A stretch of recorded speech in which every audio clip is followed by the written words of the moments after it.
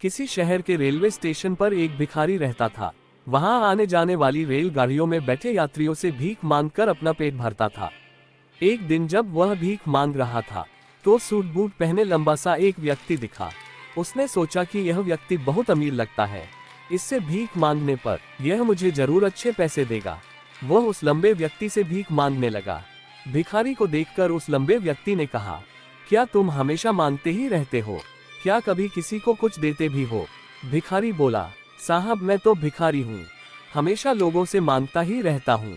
मेरी इतनी औकात कहाँ कि किसी को कुछ दे सकूं। लंबा व्यक्ति बोला, जब किसी को कुछ दे नहीं सकते तो तुम्हें मांगने का भी कोई हक नहीं है। मैं एक व्यापारी हूँ और लेन देन में ही मैं विश्वास रखता हूँ। अगर तुम्हारे पास मुझे कुछ देने को हो तभी मैं बदले में कुछ दे सकता हूँ। इतना कहने के बाद वह लंबा आदमी ट्रेन में बैठकर चला गया। इधर भिखारी उसकी कही गई बात के बारे में सोचने लगा।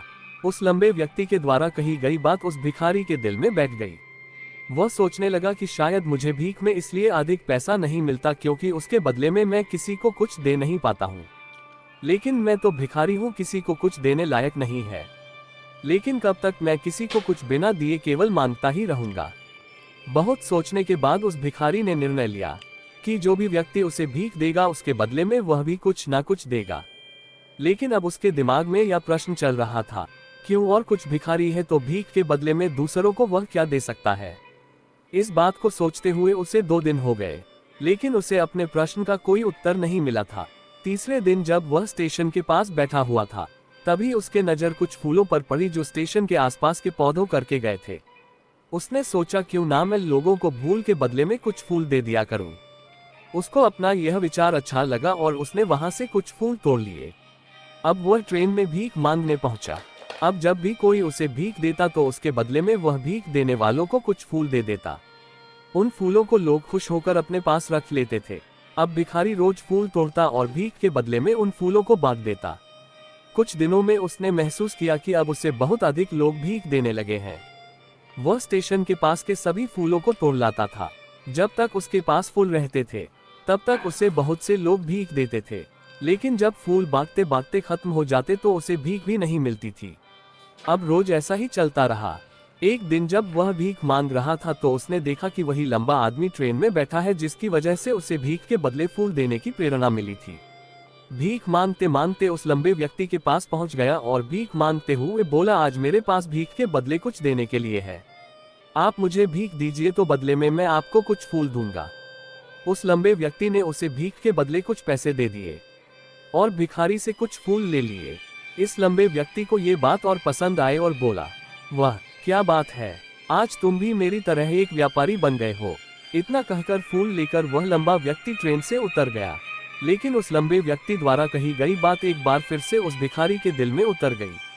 वह बार बार उस लंबे व्यक्ति के द्वारा कही गई बात के बारे में सोचने लगा और बहुत खुश होने लगा।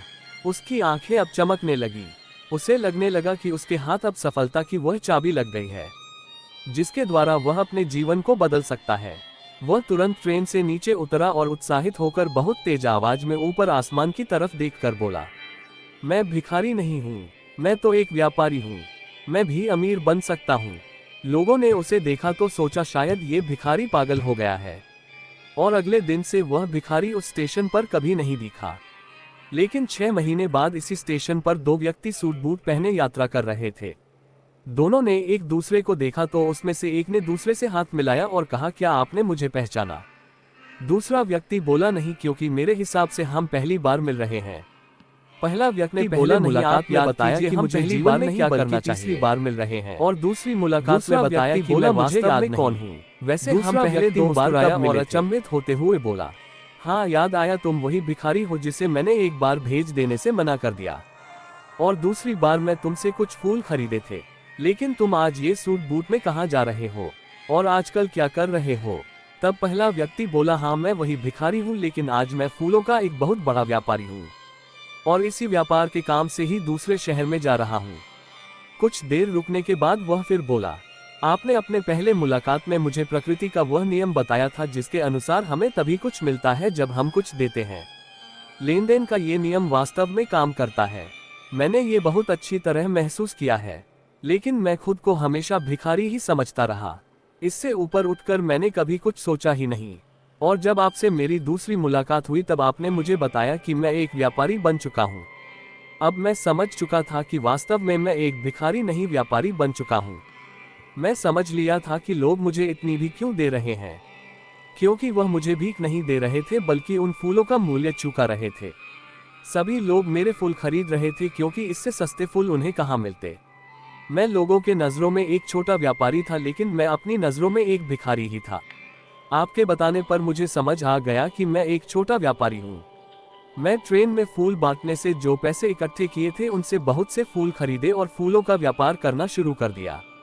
यहाँ के लोगों को फूल बहुत पसंद है और उनके इसी पसंद को मुझे फूलों का इतना बड़ा व्यापारी बना दिया।